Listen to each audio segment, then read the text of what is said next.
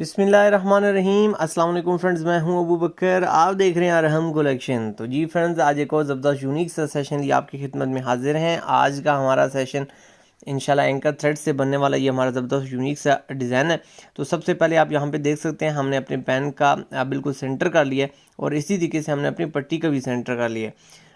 ये टाइम की बचत के लिए ये सारे स्टेप्स किए जाते हैं। सेम एज इट बहुत आसान सा मेथड होता है अपनी पट्टी को सेंटर करने का। यहाँ पे 1.25 इंच हमारी पट्टी है और 1/2 इंच और 1 पॉइंट यहाँ पे आप देख सकते हैं हमने इसका मिडल कर लिया है। तो जो भी आपकी बैन का साइज़ होगा या जो भी आपका पट्टी का साइज़ होगा, आपने उसमें मिडल करके स्ट्रेट स्केल की मदद से लाइन ड्रा कर लेनी है।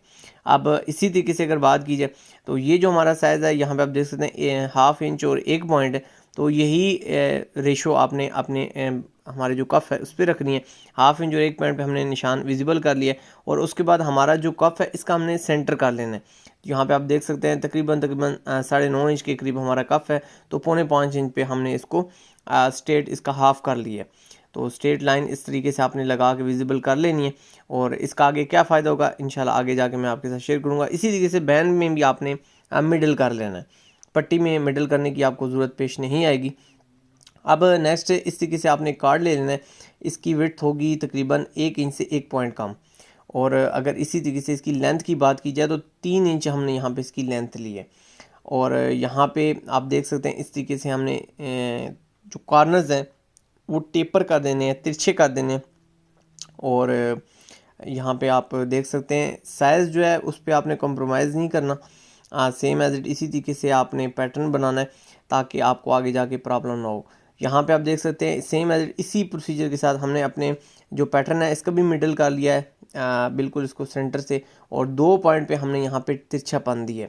तो ये सारी पेमाइशें आपको बताने का मकसद ये होता है ताकि सेम एज इट इसी तरीके से आप इस डिज़ाइन को बनाने में कामयाब हो सकें। तो इस तरीके से आपने स्ट्रेट सीज़र की मदद से आपने ये जो हमारा टेपर पन्ना या टेपर हमारा पोर्शन है इसको आपने स्किप करना है कैंची की मदद से, सीज़र की मदद से और सीधा कट करना है ताकि आपका जो डाई है या जो आपका ये पैटर्न है वो एक जैसा बन सके। तो अब यहाँ पे ये देखें इस तरीके से हमने मिडल रखा है और आपने पेंसिल की मदद से यहाँ पे हमारी जो लुक है इसको ड्रा कर लेना है। तो जो एज आपके रह जाएँ आप अपनी पेंसिल की मदद से यहाँ पे इसको विजिबल कर लें। उसके बाद जो आपका 2 पॉइंट का यहाँ पे पोर्शन है उसको आपने स्ट्रेट करके उसके सेंटर में जाके आपने इसको अपने पैटर्न को रखना है। इसी तरीके से हमने इस लेआउट को आगे चलाना है। तो सेम है वही 2 पॉइंट पे हमारा जो निशान है इसको हमने इस तरीके से ड्रा करना है। और यहाँ पे थोड़ा सा आपने इस चीज़ की एहतियात करनी है कि जल्दबाजी नहीं करनी। बिल्कुल जो मिडल है उसके साथ मिडल को टच करना है ताकि हमारी जो लेआउट है वो एक जैसी आए और कहीं पे भी हमारा आप ऐसे कह सकते हैं एंकर का थ्रेड जो वो डिस्टर्ब ना होने पाए। तो सेम एज इसी तरीके से हम अपने जितने भी हमारे कफ होंगे और हमारी पट्टी होगी, हमारा बैन होगा, उस पर सेम एज इसी तरीके से आपने जो लेआउट है वो आपने कंप्लीट करनी है। कफ की लेआउट और हमारी जो बैन की लेआउट है वो सेम एज इसी मेथड के साथ है। जबकि पट्टी में अगर बात की जाए तो पट्टी में नीचे से आपने जस्ट ठोके की बैंडिंग वाला जो पोर्शन है वो आप 1/2 इंच छोड़ते हैं, 3 पॉइंट छोड़ते हैं अपनी मर्ज़ी के मुताबिक। वो छोड़ने के बाद आपने पैटर्न की मदद से अब इसी लेआउट को सेम एज इसी तरीके से आगे चलाना है। तो यहाँ पे सिर्फ एक चीज़ की आपने एहतियात करनी है कि लेफ़्ट और राइट दोनों तरफ पे आपकी शेप एक जैसी होनी चाहिए। इस चीज़ की आपने बहुत ज़्यादा एहतियात करनी है। अगर आपका जो डिज़ाइन है वो थोड़ा सा आगे पीछे होगा, लेफ़्ट और राइट हो जाएगा, तो उससे आपका जो डिज़ाइन है वो मुतासर होता है। क्योंकि यही जो फिनिशिंग है जो यहाँ पे लेआउट हो रही है यही फाइनल हमारी फिनिशिंग हमारे फ्रंट पर आनी है। तो इस पर आपने कंप्रोमाइज़ बिल्कुल नहीं करना। तो सेम एज इट इसी तरीके से आपने हमारी जो लेआउट है वो कंप्लीट कर लेनी है। और बैन का भी प्रोसीजर वही है जो कि हमने कफ़ों में यहाँ पे ट्राई किया। तो सेम एज सेंटर में सबसे पहला निशान विजिबल करें और उसी के बिहाफ पे लेफ़्ट और राइट दोनों तरफ पे अपने डिज़ाइन को लेकर चलें। तो यहाँ पे थोड़ा सा इसके बारे में अवेयरनेस मैं यहाँ पे आपको दे देता हूँ क्योंकि इसमें जो हमारी जो शेप होती है वो थोड़ा सा कर्व होता है हमारे बैन में। तो आपने इसको यहाँ पे इस तरीके से एक जगह पे रखते हुए आपने एक साइड क्लियर करनी है और इसी तरीके से आपने अपने पैटर्न को दूसरी साइड पे टर्न करते हुए हमारी जो शेप है वो इस तरीके से बना लेनी है।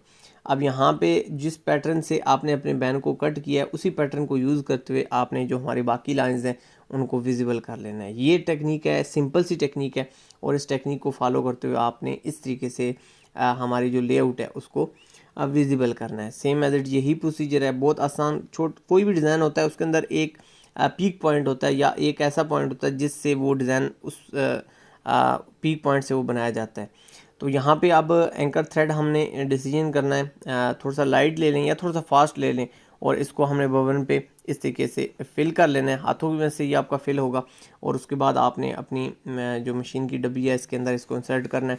थोड़ा सा आपने जो स्क्रू है इसको लूज़ कर लेना है ताकि हमारी जो फिलिंग है वो हमारी जो डब्बी है उसकी रनिंग जो है वो इजी हो जाए, क्योंकि ये थोड़ा सा जो एंकर थ्रेड होता है ये हेल्दी होता है।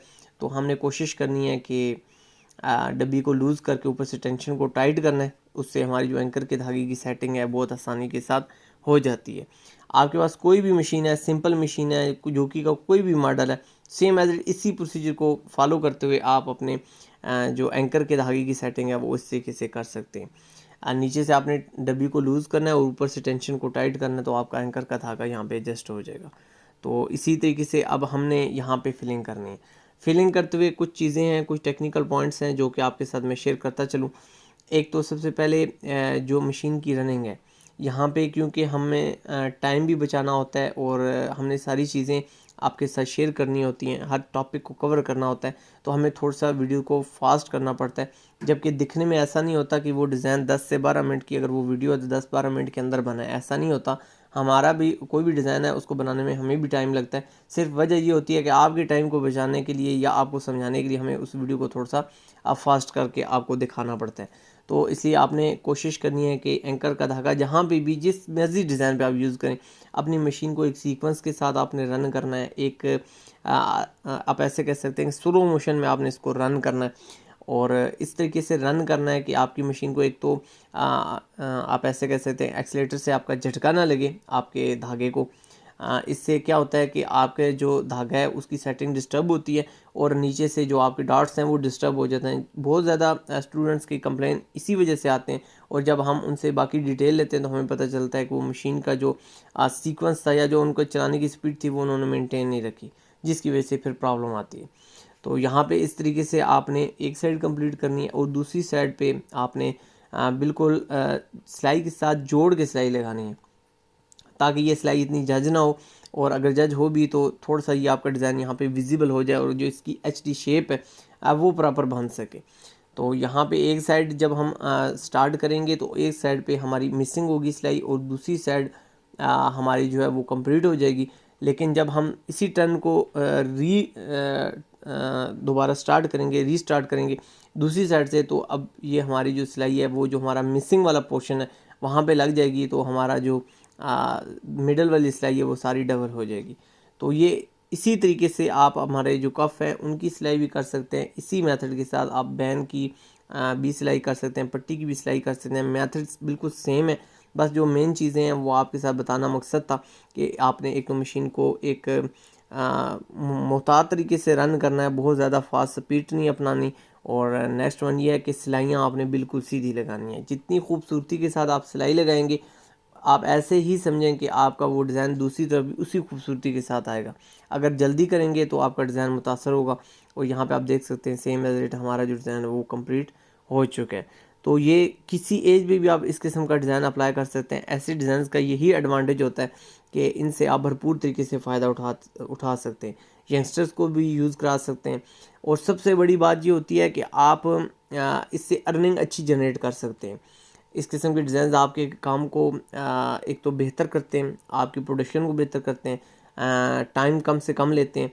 और अगर नॉर्मली कोई भी हाथ वाले काम की अगर बात की जाए तो वो नॉर्मल काम से मशीनी जो काम होता है वो आपकी जो टाइम होता है उसको भी बचाता है और आपकी अर्निंग को बेहतर करता है।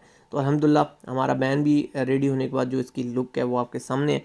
अंदर की तरफ हमने 2-in-1 टेप यूज़ की हुई है, अगर आपके पास अवेलेबल है यूज़ करें, नहीं तो आप इसको स्किप भी कर सकते हैं। और इस तरीके से आप अपने बैन की जो शेप है लेफ़्ट राइट दोनों तरफ पे हमने ध्यान रखा लेआउट का, तो अल्हम्दुलिल्लाह आपके सामने लुक आ चुकी है। तो अब हमारी पट्टी रेडी हो चुकी है। अंदर की तरफ हमने यहाँ पे स्नैप्स बटन लगा के इस पट्टी को हिडन कर लिया ताकि हमारे लिए आसानी हो जाए, क्योंकि यहाँ पे मिडल में एंकर का धागा लगा हुआ है तो वो कट हो जाएगा। तो इसलिए हमने बैक साइड पे स्नैप्स बटन अप्लाई कर दिए। तो अल्हम्दुलिल्लाह इसी तरीके से हमारे कफ रेडी होने के बाद इनकी जो लुक है वो आपके सामने अल्हम्दुलिल्लाह आ चुकी है।